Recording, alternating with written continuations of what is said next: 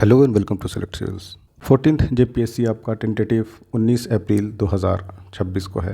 हालांकि अभी भी कोई ऑफिशियल 19 के बारे में नहीं नोटिस आया है, बट स्टिल एक जो सर्कुलेशन में था उससे ये क्लियर है कि 19 को पेपर आपका होगा।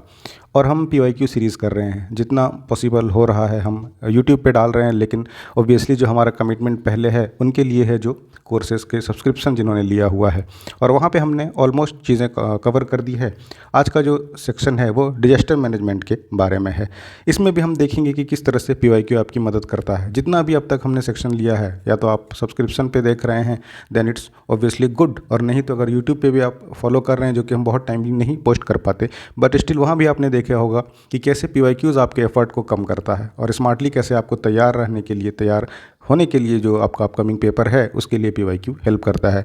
बी एट स्पोर्ट्स का सेक्शन हो, ट्राइबल एडमिनिस्ट्रेटिव का सिस्टम हो, या एजुकेशन इंस्टीट्यूशन का हो, सब में हमने देखा है कि लिमिटेड थीम्स के इर्द गिर्द सवाल पूछे जाते हैं। अच्छा, जैसे डिजास्टर मैनेजमेंट आज का है, उसमें भी अभी हम देखेंगे कि कैसे लिमिटेड चीज़ें ही आपको पढ़नी या जाननी है। इससे पहले मान लीजिए पॉलिसी के बारे में जो लेक्चर था, उसमें हम देखते हैं कि रिहेबिलिटेशन पॉलिसी के ही इर्द गिर्द सवाल पूछा जाता है 2008। इसी के इर्द गिर्द भर भर के सवाल आपको पूछा गया है। और वैसे देखेंगे तो n number of policy Jharkhand में फंक्शनल है, तो कोई बहुत ज़्यादा ज़रूरत है नहीं वो सब पढ़ने का। तो ये कैसे पता चलेगा? पीवाईक्यूज़ का। और जैसा हमने पहले भी आपको बताया है कि पीवाईक्यूज़ ही आपका बेसिस होना चाहिए, सो दैट आप तैयारी कर सकें। तो चलिए इसको शुरू करते हैं। और जो हमारा सेलेक्ट सिविल्स ऐप है वहाँ पर हमने अपडेट कर दिया है। कुछ एक दो सेक्शन है वो भी हम जल्दी अपडेट कर देंगे। आप आराम से उन लेक्चर्स को देखें, और जो बेसिक बुक आप कवर कर चुके हैं उसके बाद अभी पीवाईक्यू को एक हफ्ता पूरा अच्छे तरीके से दें, और इस फिर पीवाईक्यू के बेसिस पर आप तैयारी करें। और फिर ये जो हमारा कोर्स है झारखंड थ्रू पीवाईक्यू, उसमें मॉक्स भी इंक्लूडेड है ना, उस मॉक्स को भी आप अटेम्प्ट करें। मॉक्स भी obviously strictly based on PYQs हैं, तो इन मॉक्स को करें, बेसिक बुक्स को पढ़ें और पीवाईक्यूज़ वाला लेक्चर्स देखें। That will be more than sufficient आपको एक ब्रॉडर ओवरऑल आइडिया लेने के लिए। आज का चलिए हम देखते हैं डिजास्टर मैनेजमेंट के सवाल। इसमें क्या कुछ सवाल पूछे गए हैं और क्या बेसिस आपको रहना चाहिए अपकमिंग 14 जेपीएससी के लिए तैयारी करने का। ये भी इंपॉर्टेंट है, हालांकि छोटा सा है, लेकिन इसमें अगर सिलेबस वाइज देखिए तो 5 सवाल पूछे जाते हैं। 5 × 2 10 नंबर का क्वेश्चन इसमें होता है। और इसमें भी जो क्वेश्चंस का थीम है वो आपका डिजास्टर मैनेजमेंट एक्ट के इर्द गिर्द ही घूमता है। डिजास्टर मैनेजमेंट एक्ट 2005, जो कि आपका गुजरात का जो आया था अर्थक्वेक, उसके बाद इसको इनेक्ट किया गया था, एंड देन उसी से फिर रिलेटेड स्टेट डिजास्टर मैनेजमेंट। तो देखते हैं क्या कुछ सवाल है। रैशनली सोचिएगा कि क्या कुछ पूछा जा सकता है, तो ईजिली यू कैन 10 मार्क्स यहाँ से आप फेच कर सकते हैं। और इसमें भी रिपीटेशन की जब हम देखेंगे अभी कि क्या कुछ डायरेक्ट रिपीटेशन कितना है, या फिर ऑप्शन से क्या कुछ रिटेन करके पूछा जाता है। तो चलिए शुरू करते हैं। और अगेन फिर हम शुरू करेंगे एज यूजुअल 2024 के सारे सेट्स ए, फिर 2021 एंड 17 एंड देन 16, इस तरह से हम प्रोसीड करेंगे। तो इसमें भी आपका क्वेश्चन नंबर 89 से शुरू था, और ये पहला सवाल कहता है कि निम्न में से कौन सी संस्था झारखंड में बाढ़ आपदा के संबंध में तकनीकी एवं उपयोगी सूचना देने का कार्य करती है, यानी फ्लड से रिलेटेड कौन सा ऑर्गेनाइजेशन है।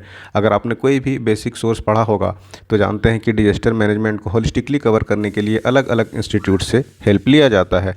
जैसे ISM कुछ इसको देगी इनपुट्स बेस्ड अपॉन उसके माइनिंग के जो नॉलेज हैं या माइनिंग के जो एक्सपर्टीज़ हैं उसके आधार पर। उसी तरह से जो आपका पब्लिक एडमिनिस्ट्रेशन का जो एकेडमी है वहाँ कुछ इनपुट देगी। तो होलिस्टिकली सबसे इनपुट लेके स्टेट के डिजास्टर मैनेजमेंट को मैनेज करना है। तो इसी में पूछ रहा है कि जो बाढ़ से रिलेटेड है वो कौन सा ऑर्गेनाइजेशन इनपुट्स देती है। Which of the following institutions conducts technical and infrastructural work regarding flood disaster management in Jharkhand. और जो ऑप्शंस दिए गए हैं उसमें पहला है Birsa agriculture university, then ISM, IIM and then Jharkhand space application centre यानी JSAC। तो गिवन ऑप्शंस में वी नो कि झारखंड स्पेस एप्लीकेशन सेंटर इसका राइट आंसर है। और एक बार इसका डिस्क्रिप्शन देखते हैं कि why and what is important about this. तो करेक्ट आंसर हम जानते हैं Jharkhand space application centre JSAC।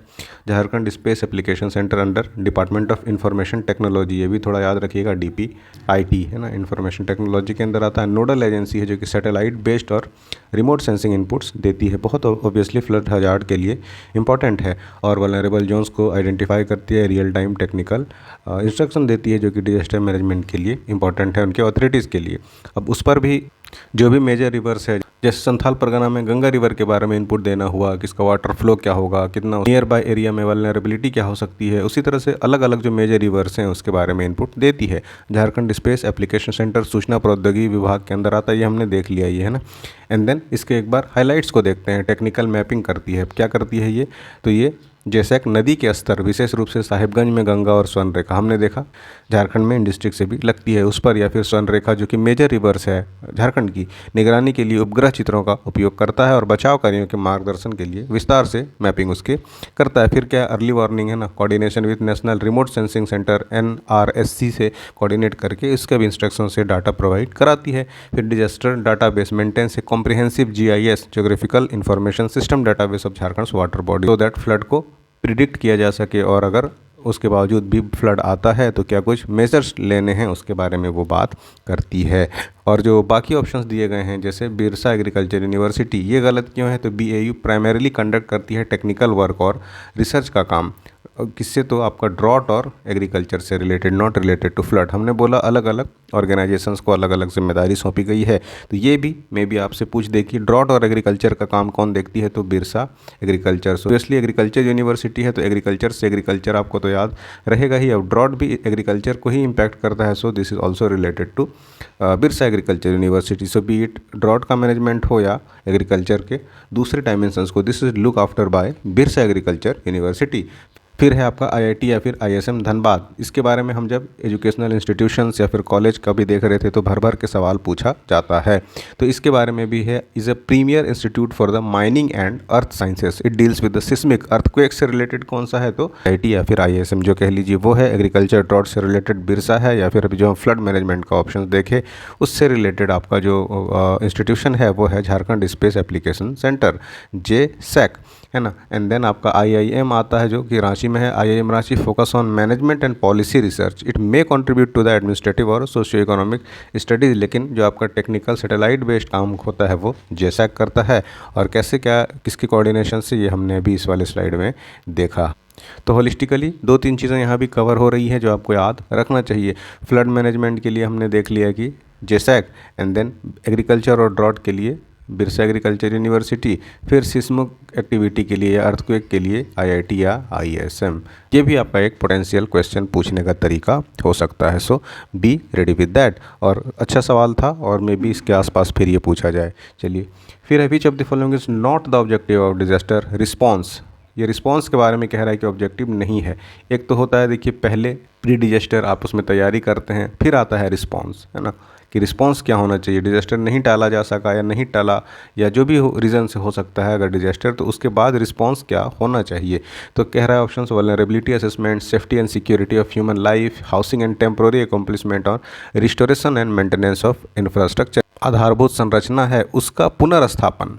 तो थोड़ा सा भी अगर ध्यान से देखें तो ये सारे पोस्ट डिजास्टर एक्शंस हैं, कि एक बार क्या हुआ, आ गया कोई डिजास्टर, आपदा आ गई, उसके बाद का काम है ना कि आप जीवन की सुरक्षा तथा बचाव।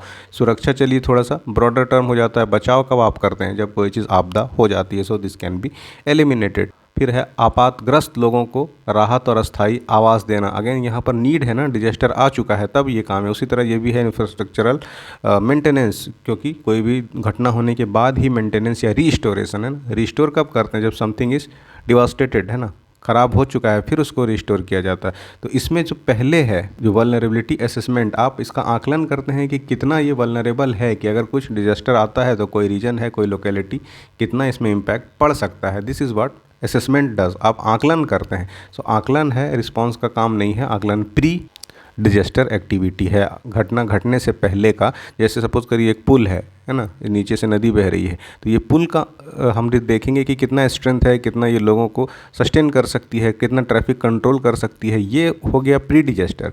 अब अगर बाय चांस पुल टूट जाती है तो ये सब उसके काम है ना, कि लोग जो प्रभावित हुए उसको कम करना, उसको हाउसिंग और टेम्प्रोरी एकोमोडेशन दे सकें कि कहाँ इनको रखा जाए, रिस्टोरेशन और मेंटेनेंस, इस पुल को फिर कैसे रिस्टोर किया जाए। तो ये सारा पोस्ट डिजास्टर है। प्री डिजास्टर कौन सा है, तो वल्नरेबिलिटी असेसमेंट। इसका आकलन option number A will be the right answer. ये उसी का एक्सप्लेनेशन है। और जो बाकी ऑप्शंस है हमने हालांकि डिटेल में इसको बता दिया कि ये गलत क्यों है। ये नॉट अगर नहीं रहता तो ये सारे ऑप्शन सही हो जाते, पहला वाला गलत हो जाता। एक है प्री डिजास्टर और एक है पोस्ट डिजास्टर।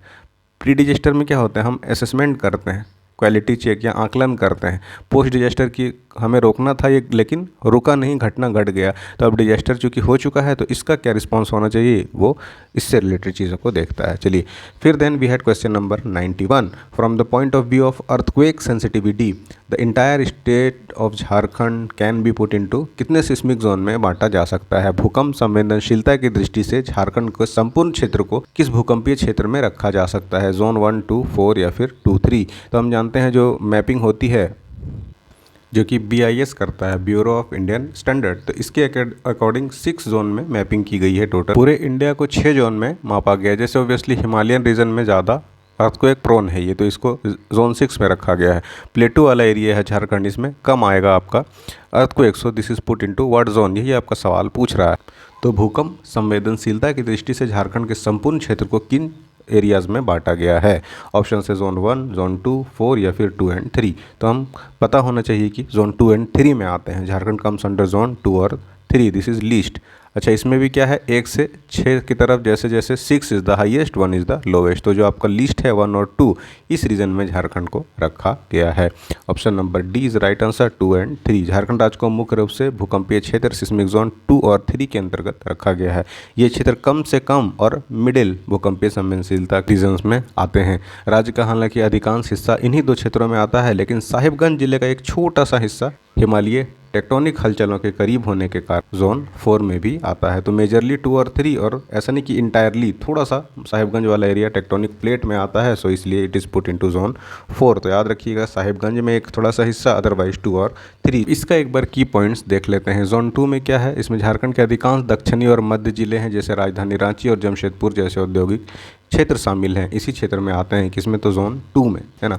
उसके बाद आपका जोन 3, 2 से थोड़ा सा 3 हायर रिस्क में है। 3 क्या है आपका, moderate risk. Northern and north eastern district such as Dhanbad, Bokaro, Hazaribagh are classified here indicating a moderate threat to earthquake damage. बिल्कुल प्रोन नहीं है, लेकिन बहुत बिल्कुल खाली भी नहीं है, इसके इम्पैक्ट में ज़रा सा ये है, थोड़ा सा 2 से ज़्यादा इसमें रिस्क है। देन इंटेंसिटी क्या है, this zone are based on modified Mercalli intensity scale, और जोन 2 एक्सपीरियंस करता है लो शेकिंग, और जोन 3 ऑब्वियसली उससे थोड़ा ज़्यादा मॉडरेट शेकिंग एक्सपीरियंस करता है। अब ये जो दूसरे ऑप्शन है 1 और ये 2, तो 2, 3 में तो हमने देख ही लिया कि ये आता है। 1 क्या है, 2002 के रिवीजन के बाद जो हमने बात किया, BIS इसको बांटती है ना, no part of India classified under zone 1, बिल्कुल यानी सेफेस्ट एरिया हो गया ना, तो उसको भी जोन 2 के अंदर ही पुट किया जाता है, सो दैट कम से कम जो आर्किटेक्चर है या बिल्डिंग के सेफ्टी कोड्स हैं उसे इम्प्लीमेंट किया जा सके। सो कोई भी एरिया 1 में नहीं आता, और झारखंड का कोई भी एरिया हायर सिस्मिक जोन में नहीं आता। जैसे कि जोन 6, 4 में हमने देख लिया, थोड़ा सा साहिबगंज वाला एरिया आता है। तो ये भी थोड़ा सा याद रखिएगा कि कितने सिस्मिक जोन हैं, झारखंड में कौन सा एरिया है, थोड़ा डिटेल जो हमने देखा उसको एक बार रिवाइज करिएगा। चलिए, which of the following tropical cyclone affected Jharkhand along with the eastern coastal states in the May 2021? ये पूरा फैक्चुअल है। फ़ानी, बुलबुल, यस या फिर हुदहुद। ये कह रहा है 2021 में कई राज्यों में साइक्लोन आया था जिससे झारखंड भी इम्पैक्ट हुआ था ऑब्वियसली, तो उसका नाम क्या था? ऑप्शन है फ़नी, बुलबुल, यस या फिर हुदहुद। तो हम था उसका यस, ऑप्शन नंबर सी, यास। अच्छा, ये भी है कि जो रिसेंट आपका है 2021 के बाद से 23, 24 और 25, इसमें अगर कोई साइक्लोन्स आए हों तो उसके नाम आप देख के जाइएगा। और इसमें जो ऑप्शंस हैं एक बार इसके बारे में देखते हैं, या फिर की डिटेल्स जो हमें जानना है। हालांकि ये तो यस था, cyclone Yaas was found in the bay of Bengal और मेड लैंडफॉल इन उड़ीसा। तारीख थी 26 मई 2021 की, और झारखंड जो कि इसके पड़ोसी राज्यों में है, तो यहाँ पर भी इसका असर देखने को मिला था। अब ये यस के बारे में चीज़ें हैं, इफ़ यू विश थोड़ा सा इसको देख लीजिएगा। और हमने देखा कि cyclone this was a major test for the Jharkhand state disaster management authority, जो कि थाउजेंड्स ऑफ लोगों को इवैक्यूएट किया था। जो दूसरे ऑप्शन हैं फ़ानी, बुलबुल या फिर हुदहुद, इनके बारे में देखिए। फ़ानी क्या कह रहा है, अत्यधिक गंभीर चक्रवाती तूफान, ये मई 2019 में आया था, सो इतना पुराना हार्डली इट में बी आस्क्ड। उसी तरह से बुलबुल 2019 का ये भी था नवंबर में, लेकिन और फिर हुदहुद 2014 का। तो वही हमने कहा 2020 से आप थोड़ा सा 2025 तक, हालांकि प्रीवियसली 21 का पूछा जा चुका है, तो 20 हार्डली मैटर्स, तो 21 से कम 21 से आपका 25 तक जो मेजर साइक्लोन्स हैं झारखंड के आसपास के रीजन में जिसे इम्पैक्ट हुआ था, या नहीं भी झारखंड तो जो आपका बे ऑफ बंगाल या अरेबियन सी रीजन में इम्पैक्ट अगर हुआ है तो भी थोड़ा एक बार देख के जाना है कि कौन सा साइक्लोन रिसेंटली आया है। Then we have question number 93। ये कह रहा है निम्न में से कौन सा झारखंड का जिला सर्वाधिक सूखाग्रस्त है? रांची, दुमका, हजारीबाग या फिर Palamu? Which of the following is most drought prone district of Jharkhand? Ranchi, Dumka, Hazaribagh या फिर पलामू? थोड़ा सा भी अगर आइडिया है तो Palamu will be the right answer. Ranchi ऐसे भी आप जानते हैं कि बारिश यहाँ का वेदर अच्छा होता है, और जो दूसरे फैक्टर्स हैं उसके बारे में हालांकि अभी हम देखेंगे। दुमका भी आपका संथाल परगना रीजन में है तो ड्रॉट प्रोन नहीं है। हजारीबाग ऑब्वियसली ये तो वैसे ही आपका फील्ड विथ फॉरेस्ट एंड जंगल, हालांकि इधर भी पलामू में भी जंगल है, लेकिन इसका लोकेशन ऐसा है जोग्राफिकली रेन शेडो एरिया, जो कि फिजिकल ज्योग्राफी में आपने पढ़ा होगा, तो रेन शेडो में पड़ जाता है। ये इधर पार्ट लैंड है और इस तरफ है आपका पलामू, तो जो बारिश आती है इधर ही गिर जाती है सारा, है ना। तो Palamu will be the right answer. Palamu अपनी भौगोलिक स्थिति और कम औसत वर्षा के कारण ऐतिहासिक रूप से झारखंड का सबसे सूखा प्रोन ड्रॉट प्रोन एरिया है। यह अक्सर गंभीर जल संकट का सामना करता है। अब ये ज्योग्राफिकल पॉइंट्स क्या हैं इसके फैक्टर? तो Palamu lies in rain shadow reason, जो हमने अभी बात किया। उसके साथ साथ रॉकी टेरेन है, यहाँ पर जो चट्टानी है यहाँ की ज़मीन, भूजल पुनर्भरण यानी रिप्लेनिश जो करता है ग्राउंड वाटर, ये कर नहीं पाता, और कलेक्टिवली इनकी वजह से इनको ड्रॉट अक्सर देखना पड़ता है। हिस्टोरिकल फ्रीक्वेंसी भी देखिए तो often referred as drought capital of the state, यानी झारखंड का ड्रॉट कैपिटल, तो यू मस्ट रिमेंबर पलामू। इस तरह से भी मे भी एक सवाल फ्रेम कर दे। और उसके बाद क्लाइमेट चेंज इम्पैक्ट है, रिसेंट रिपोर्ट जैसे झारखंड एक्शन प्लान JPACC, इसके बारे में भी हालांकि सवाल भी पूछा गया है, हमने डिस्कस भी किया है। हाई रिस्क जोन में इसको रखा गया है और स्पेशल इसीलिए इसको इरिगेशन रिक्वायरमेंट है, और इस वजह से पलामू जो है आपका सबसे ज़्यादा ड्रॉट प्रोन हो जाता है। जो दूसरे ऑप्शन हैं रांची, दुमका या हजारीबाग, ये उनके बारे में। Ranchi can face water shortage in summer होता है, लेकिन हायर एवरेज रेनफॉल पलामू से बेहतर है, और दूसरे फैक्टर्स भी, ज्योग्राफी भी ऐसी नहीं है, एंड देन वाटर यहाँ पर रेन वाटर भी एवरेज, एनुअल रेनफॉल भी ठीक ठाक है। Dumka is located in Santhal Pargana, generally receives better monsoon distribution, है ना, बेहतर यहाँ पर जल मिलता है, तो इसलिए ये तो ऐसे आउटराइटली आप रिजेक्ट कर सकते हैं। देन हजारीबाग हायर एलिवेशन, ऊंचाई है और सिग्निफिकेंट फॉरेस्ट कवर है, जिसकी वजह से मॉइस्चर और फिर बारिश हो जाती है, मेकिंग इट यहाँ के ऑप्शंस के लिए इसीलिए इनकरेक्ट है। तो पलामू ज्योग्राफिकल रीजन है, प्लस हिस्टोरिकली भी हम देखते हैं कि इस तरह इसका टेरेन है कलेक्टिवली, इस वजह से इसमें ये आपको मिलता है कि सबसे ड्रॉट कैपिटल ऑफ झारखंड ये है। ये उसी का ऑफिशियल आंसर की है। तो इस तरह से 2024 में भी अगर हम कंक्लूड करें तो बहुत डीप सवाल नहीं पूछे गए हैं। और फिर हम देखते हैं अब 2021 में क्या कुछ सवाल पूछा गया है। ये शुरू होता है 77 नंबर से। पहला है NAPCC के तहत निम्न जिलों को ग्रीन इंडिया मिशन के लिए चुना गया है। ऑप्शन है रांची, खूंटी, सरायकेला, खरसावां या फिर हजारीबाग। और ये NAPCC के बारे में बार बार हमने पहले भी देखा कि PYQ हैज़ बीन आस्क्ड, कब इसका गठन हुआ, इसका रिपोर्ट कब आया, अलग अलग सवाल पूछे गए हैं। तो यही फ़ायदा भी होता है PYQ करने का। तो ये अगर इसमें हमने देखा था सरायकेला खरसावां, एक सवाल ये भी था कि जो सबसे ज़्यादा मोस्ट कौन सा है प्रोन एरिया, तो उसमें सरायकेला खरसावां था और इसी को चुना भी गया है। Option number C will be the right answer, Seraikela Kharsawan. देखिए Seraikela Kharsawan was the first district selected under Jharkhand for the pilot phase of green India mission GIM, one of the 8 core mission under NAPCC, national action plan for climate change. और degraded forest land को restore करना, ये सब इसका focus है। और इसके की पॉइंट्स क्या है एक बार उसको देख लेते हैं। 2012-13 में सरायकेला वन प्रभाग ने इस मिशन के कार्यान्वयन के लिए 18 गाँव की पहचान की थी, और mission initially targeted ecological restoration of approximately 5000 hectare को रिस्टोर करने का, यानी जो लैंड डिग्रेड हो गया है उसको रिस्टोर किया जाए, स्ट्रेचिंग फ्रॉम सिनी टू राज खरसावां। और तरीका क्या होगा कि सतत वन प्रबंधन सुनिश्चित करने के लिए इस कार्यक्रम में वृक्षारोपण और वर्षा जल संचयन के लिए ग्राम सभाओं और स्थानीय सामुदायिक भागीदारी पर जोर दिया। जो सबसे प्रोन था उसी को चुना भी गया है। जो दूसरे ऑप्शन है रांची, खूंटी और Hazaribagh, why this is incorrect, ये उसी का एक्सप्लेनेशन है। रांची राजधानी और पर्यावरण नीति के नियोजन का केंद्र है, लेकिन ग्रीन इंडिया मिशन के लिए नहीं चुना गया है। उसी तरह हजारीबाग एंड देन दूसरे options. Then we have question number 78। To minimize the impact of mining, state government has proposed to bring legislative measure in line with the model of which state. ये भी हालांकि पुराना सवाल है, उस टाइम लेजिस्लेशन की बात हो रही थी। तो अगर यहाँ पर भी ऑप्शंस आप देखें तो यहाँ पर माइनिंग के हिसाब से आंध्र प्रदेश बहुत ज़्यादा रिच है माइंस एंड मिनरल्स में, तो माइनिंग भी यहाँ है, तो इसी का लेजिस्लेशन कॉपी करेगी। पंजाब हम जानते हैं this is mainly because of आपका एग्रीकल्चर, माइनिंग उड़ीसा में भी होता है लेकिन लॉ कॉपी इसका नहीं है, एंड देन महाराष्ट्र, ये भी इनकरेक्ट आंसर है। और ये again Andhra Pradesh is the right answer, और ये उसी का एक्सप्लेनेशन है। खनन के प्रभाव को कम करने के लिए झारखंड सरकार ने आंध्रा मॉडल की तर्ज पर विधायी उपाय लाने का प्रस्ताव दिया है। खनिज विनियमन के व्यवस्थित दृष्टिकोण और खनन प्रभावित क्षेत्रों के विकास के लिए इसका उपयोग किया जाएगा। अच्छा, रेगुलेटरी फ्रेमवर्क क्या रहेगा? Andhra Pradesh model focus on strong regulatory framework, district mineral foundation बनेगा, है ना, inspiration from how to southern state manage the socio economic impact. उधर जो खनन होता है तो उसका जो इम्पैक्ट होता है उसको मिनिमाइज़ कैसे करती है आंध्रा, तेलंगाना या फिर तमिलनाडु, इनमें जो माइनिंग होता है सोशियो इम्पैक्ट है उसको कम करने में लॉ थोड़ा ज़्यादा इम्पैक्टफुल है, इसीलिए उसको कॉपी करेगी। और फिर वो आपका माइनिंग वाला रीजन भी है आंध्र प्रदेश। और उसके बाद सस्टेनेबल माइनिंग बैलेंस करेगी स्टेट की heavy industry dependent on minerals, so that इसका फॉरेस्ट कवर है और ट्राइबल लैंड राइट है, इसको इंश्योर किया जा सके। जो बाकी ऑप्शन है वाई इट इज़ इनकरेक्ट, तो पंजाब जैसे हमने देख लिया, Orissa and Jharkhand share similar mining profile and often collaborate on policy. Specific model यहाँ पर जो रेफरेंस दिया गया है वो आंध्रा का है। पंजाब ऑब्वियसली हम जानते हैं कि एग्रेरियन स्टेट है, तो बहुत हद तक जो इसकी पॉलिसीज़ होगी that will be ideal for agriculture से रिलेटेड लॉस के लिए, not mining. Maharashtra strong industrial policy है लेकिन माइनिंग लॉ उतना स्पेसिफिक नहीं है, so out of this Andhra Pradesh will be the right answer. उसके बाद आपका है 79 नंबर क्वेश्चन में था कि which of the following bodies is responsible for ensuring resource mobilization and timely delivery of mitigation and adaptation plan. निम्न में से कौन सा निकाय संसाधन जुटाने और समन और अनुकूलन योजना की समय पर डिलीवरी सुनिश्चित करने के लिए जिम्मेदार है? ऑप्शन है आपका sectoral working group, state steering committee, working committee या फिर स्टेट एडवाइजरी कमेटी। तो इसमें जो रिस्पॉन्सिबल होता है वो स्टेट स्टीयरिंग कमेटी होता है, ऑप्शन नंबर बी। अब इसका एक बार एक्सप्लेनेशन देखिए। State steering committee is apex body chaired by chief secretary. तो कई बार ये भी पूछ देता है कि स्टेट स्टीयरिंग कमेटी को कौन हेड करता है, तो मस्ट रिमेंबर कि हेडेड बाय चीफ सेक्रेटरी। अभी अविनाश कुमार है शायद, है ना, चीफ सेक्रेटरी।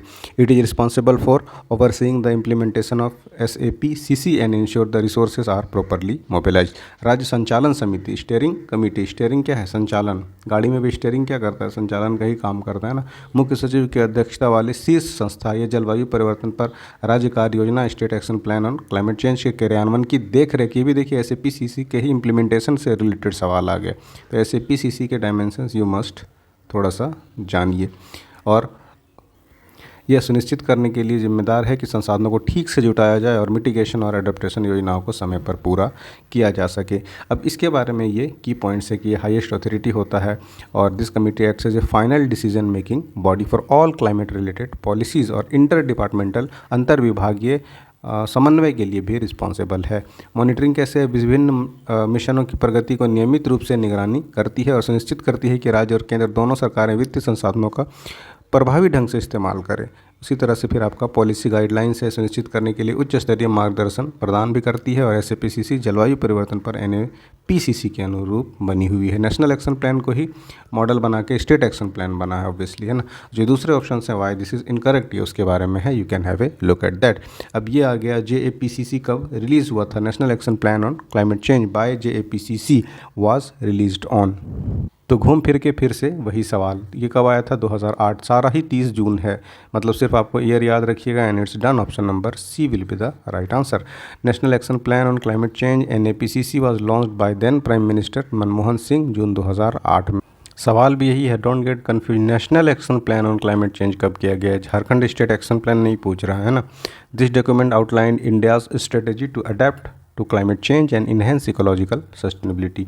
यहाँ पर ये ध्यान देना है थोड़ा सा कि ऑफनली क्वेश्चंस पूछता है JAPCC के बारे में, दिस कैन बी कन्फ्यूजिंग, लेकिन यहाँ पर जो रिफ़र कर रहा है वो नेशनल एक्शन प्लान कब रिलीज़ किया गया है, सो थोड़ा सा बी केयरफुल अबाउट दिस। तो वो 2008 था। अब इसमें क्या थे? 8 मिशंस थे। This plan establish 8 missions including national solar mission, water mission, इस तरह के मिला के नेशनल एक्शन प्लान। और क्लाइमेट चेंज का जो भी यानी कंपोनेंट है उसके लिए होलिस्टिकली 8 टोटल मिशंस थे, जैसे कलेक्टिवली 8 मिशन से क्लाइमेट चेंज के इम्पैक्ट को मिनिमाइज़ किया जा सके। इसका प्राथमिक लक्ष्य विकास को बढ़ावा देना और साथ ही जलवायु परिवर्तन से प्रभावी ढंग से निपटने के लिए लाभ प्राप्त करना था। और ग्लोबल कॉन्टेक्स्ट में देखें तो प्लान वाज रिलीज का सबमिट होने वाला था 2008 में, उसके पहले ही इसको रिलीज़ किया गया था, जस्ट पहले, सो दैट ग्लोबली इसका इम्पैक्ट जो बाकी देश भी हैं अडेप्ट कर सकें और क्लाइमेट चेंज को मिटिगेट मिनिमाइज किया जा सके। जो बाकी ऑप्शन हैं 2006, 2007, 2009, वाई दिस इज़ इनकरेक्ट, ये उसका एक्सप्लेनेशन है, you can have a look at that. चलिए फिर आ जाता है question number 81, IPCC SRES emission scenario for Jharkhand indicate that. पहले तो ये पता होना चाहिए कि है, तो ये आपने ज्योग्राफी में पढ़ा होगा, इन्वायरमेंट में पढ़ा होगा, है ना, inter governmental panel on climate change, UN body है एक, है ना। तो ये उसी का कह रहा है कि SRES इमिशंस कब रिलीज़ किया गया था और उस सिनेरियो में झारखंड में क्या इंडिकेट करता है। Warning will be relatively greater, winter में ज़्यादा वार्निंग होगा, गर्मियों में ज़्यादा होगा, या दोनों में ज़्यादा होगा, या विंटर में और मानसून के बाद ज़्यादा होगा। थोड़ा सा ये समझने वाला सवाल था। ऑप्शन नंबर डी यहाँ पर कह रहा है, करेक्ट आंसर है IPCC का जो SRES था, special report on emission scenarios, data specifically analysed for Jharkhand. इसमें बताता है कि state is projected to experience a higher rise in temperature during colder months.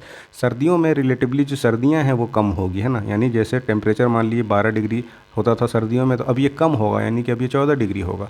ये कह रहा है कि cool वेदर्स will be relatively less colder, है ना। तो this shift is in seasonal temperature pattern is significant indicator of climate change. Obviously गर्मियों में बहुत ज़्यादा गर्मी पड़ रही है या सर्दियों में कम सर्दी पड़ रही है, तो this is indication of climate change. और IPCC का SRES यही चीज़ डिनोट करता है। ये उसी के की पॉइंट्स हैं, इसको देखिए। और जो बाकी ऑप्शंस हैं, why this is incorrect, you can have a look. बहुत हालांकि इसमें देखने जैसा कुछ है नहीं। फिर ये उसी का ऑफिशियल आंसर की है, एक बार इसका करेक्शन आया था, फिर इसका कोरिजेंडम। तो 2021 में भी या फिर 2000 जो अभी हमने देखा, इससे पहले 2024 में, सब में मोस्टली आपका नेशनल डिजास्टर मैनेजमेंट या फिर SAPCC या फिर थोड़ा मिटिगेशन से रिलेटेड सवाल, बहुत ही लिमिटेड सवाल हैं, थीम्स हैं जिसके इर्द गिर्द सवाल पूछे गए हैं। तो इसको यहीं तक रहने देते हैं। और जो रिमेनिंग है 2017 और 2016, इससे भी भर भर के रिपीटेशंस आपको देखने को मिलेंगे। तो ये जो है, या तो आप सेलेक्ट सिविल्स ऐप पर जाएं और वहाँ हमने अपडेट कर दिया है, उसको आप देखें, और सारे लेक्चर्स उसमें अपडेटेड हैं हर एक सेक्शन का। और जो डिटेल हमने आपको अभी बताया, एनालिसिस कैसे हमने इसको कवर किया है, वो हर सेक्शन के लिए वहाँ पर डिटेल किया गया है। आप इसको इनरोल करें। आपकी कोई डाउट या फिर क्वेरी हो, कुछ और भी आप जानना चाहते हो, तो हमारे नंबर 7992290065, इस पर आप हमें कॉल कर सकते हैं। We will be more than happy to help you.